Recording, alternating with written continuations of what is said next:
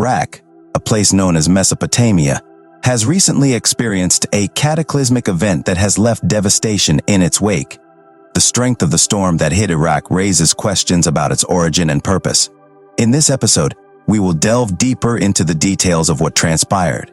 But before we begin, I kindly ask you to show your support by smashing the thumbs up button, leaving a comment down below, and sharing this video with your friends. Let's get started. First, let's take an overview of Iraq. It is a country located in southwestern Asia, a region that has been the cradle of civilization. Mesopotamia, as it was historically known, gave birth to some of the earliest civilizations in the world, including the Sumerians, Akkadians, Babylonians, and Assyrians. Over the centuries, Iraq has been a part of various imperial polities, such as the Persian, Greek, and Roman empires. In the 7th century, it became an integral part of the Islamic world. In this episode, we will focus on the Nara region of Iraq. But first, let's talk about the climate of Nara. On a typical day in Nara, the average temperature ranges from a high of 68 F, 20 C, to a low of 42 F, 6 C. The weather can be described as cool, with occasional light rain in February. However, recently, an unusual storm hit Iraq, bringing heavy rain and causing significant damage. The heavy rainfall resulted in flash floods in the city of Najaf, located in the Nara region. It is worth mentioning that this came after one of the driest years in decades. The floods caused widespread destruction to houses, infrastructure, vehicles, and sadly, loss of life. Muddy water flooded homes, and flash floods forced people to evacuate their houses. Streets turned into streams of water, and even some ice dams formed due to the heavy flooding. More than 1,250 families suffered heavy material damage, and vehicles were swept away, blocking main roads. Tragically, 3 women from the same family lost their lives when their home was submerged under approximately 2 meters of floodwater.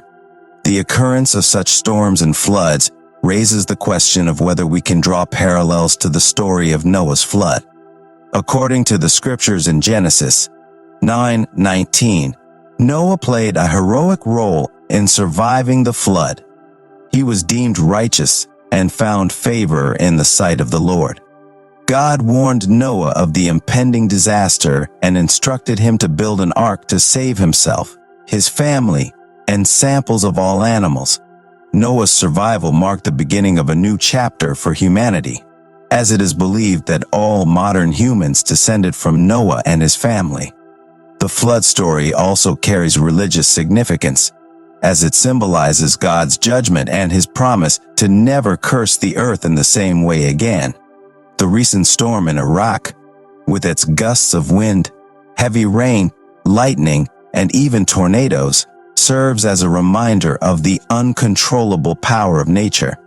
It is a humbling experience that highlights the vulnerability of humans in the face of such destructive forces. While the flood brought devastation, it also carries a message of mercy and renewal. In the biblical story, God performed a merciful act to restrain the increasing evil of mankind. The flood was not an act of revenge, but a sorrowful response to the wickedness that had consumed the hearts of humanity. It was a means to start anew, to give humanity a chance for a different ending. As we witness the aftermath of storms and the havoc they wreak, it is crucial to remember that nature's power is beyond our control. We must remain vigilant and take measures to protect ourselves and our families from these terrifying challenges. The story of the flood also reminds us of the goodness of God, even in the midst of disaster. It is a story of mercy, grief, and a promise for a new beginning. In the biblical narrative, the story of the global flood holds great significance as a testament to God's plan to restore goodness to His creation. The preservation of Noah and his family through the flood serves as a parallel to the story of Adam, as Noah is placed once again in a garden-like setting, the high mountain paradise, with a command to be fruitful and multiply. The reason for the flood is given in Genesis, where it is stated that God saw the wickedness of humanity and regretted creating mankind.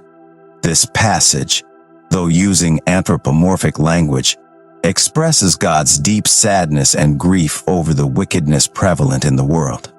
The purpose of the flood was to wipe out the wickedness, including widespread violence, and start anew with Noah and his family as the remnant of righteousness. The flood was a divine response to the pervasive wickedness of humanity. Genesis 6:11 states that the earth was filled with violence. By wiping out the wicked people, except for Noah and his family, God sought to cleanse the earth of evil. However, even Noah and his family were not without their flaws, as evidenced by their own struggles and sins. Genesis 9 verse 20 to 24. This serves to remind us that even the best of humankind are still sinners. Nevertheless, God made a promise never to destroy the world by a flood again, symbolized by the rainbow in the sky. Genesis 9:8-16. This promise does not imply that God overlooks sin. Rather, it highlights his mercy and patience. However, it is crucial to note that Scripture also teaches that one day God will bring judgment upon the earth by fire. Peter. It is essential to distinguish between the second coming of Christ and the rapture of the church, as these are two distinct events. The rapture refers to the event where Jesus calls his followers to come to him, as described in Thessalonians and Corinthians. This event occurs before the 70-year Great Tribulation. In contrast, the second coming of Christ involves his literal return to earth, specifically to the Mount of Olives, Zechariah. This event takes place at the end of the 70-year tribulation period. The second coming of Christ will be different from his first coming, as it will usher in the final judgment and the destruction of the ungodly, 2 Peter 3:10. This judgment will be accompanied by cosmic events, such as the heavens passing away with a roar and the burning and dissolution of the heavenly bodies. Peter. After the destruction caused by the flood, the world was not made perfect, and mankind continued in rebellion. However, after the coming destruction by fire, God will create a new heavens and a new earth, 2 Peter 3:13. In this new creation, righteousness will dwell. The flood serves as a reminder that only those who take refuge in Christ will escape the coming judgment. Just as Noah and his family found refuge in the ark, humanity today must find refuge in Jesus. There is a significant divide between two major systems of belief regarding the biblical flood. Some consider it to be a purely mythological event, or possibly a local or regional flood. However, there are those who accept the biblical record of the flood as a literal account of a worldwide cataclysm. Jesus himself believed in the worldwide flood, Matthew 2, and the Apostle Peter also affirmed it, Peter 3:6. The Old Testament record of the flood emphasizes the covering of all the high hills and mountains by the waters, Genesis 7:19-20. Additionally, God's promise never to send a flood to destroy the earth again has been faithfully kept for over 4,000 years, Genesis. The global flood in the days of Noah holds profound theological and historical significance. It serves as a reminder of God's response to human wickedness and his ultimate plan of redemption. The flood points to the second coming of Christ, the final judgment, and the eventual establishment of a new heavens and new earth. By understanding the global flood as a historic event, we can grasp the profound implications of God's restorative work and his promise of redemption for all who take refuge in him. In this comprehensive video, we will delve into the topic of the global flood as described in the Bible and explore the various arguments and evidence surrounding its occurrence. By examining the biblical teachings, we aim to provide a convincing case for the authenticity and authority of the Bible, specifically in relation to the global flood. While some proponents argue for a local flood or an old earth, we will present compelling reasons to support the notion of a worldwide cataclysmic event. The Bible clearly states that the flood covered the mountains to a significant depth, at least as high as the draft of Noah's Ark. Today, the mountains in the Ararat region, including Mount Ararat, soar to an elevation of 17,000 feet. This evidence supports the idea that the flood was not a localized event, but rather a global phenomenon. According to biblical accounts, the flood resulted from the breaking open of the fountains of the great deep and the opening of the windows of heaven. The reference to the deep implies the ocean, making it unlikely that a local flood could be attributed to the great deep. Additionally, the mention of windows suggests the existence of waters above the atmospheric firmament, indicating global causes leading to a worldwide flood.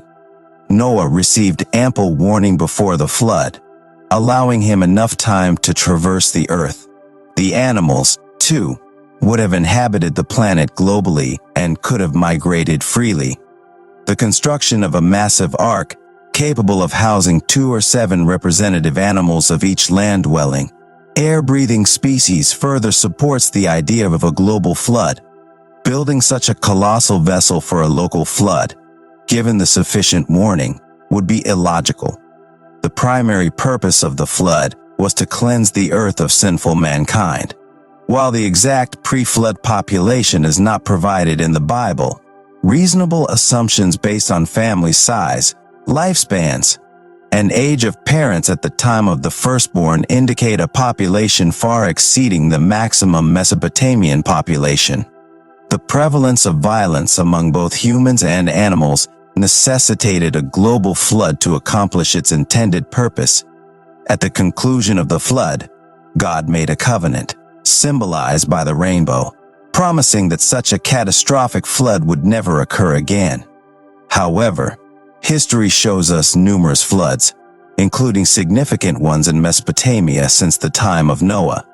If the flood were merely local, it would imply a broken promise from God and render the rainbow covenant meaningless. Jesus himself likened the days leading up to his second coming to the days of Noah, emphasizing that the flood destroyed all people. This comparison implies that the coming judgment will be similarly extensive. If the flood in Noah's time were local, people living outside the affected area would have survived, undermining the parallel and lessening hope for sinners during the end times. The video also touches upon the second coming of Jesus, illustrating the stark contrast between his first and second comings. While his initial arrival was characterized by gentleness, his return will be as a mighty warrior king, judging and waging war against his enemies. The book of Revelation vividly describes the second coming, highlighting Jesus' power, authority, and the ultimate defeat of evil. In conclusion, the global flood described in the Bible holds significant theological, historical, and prophetic implications.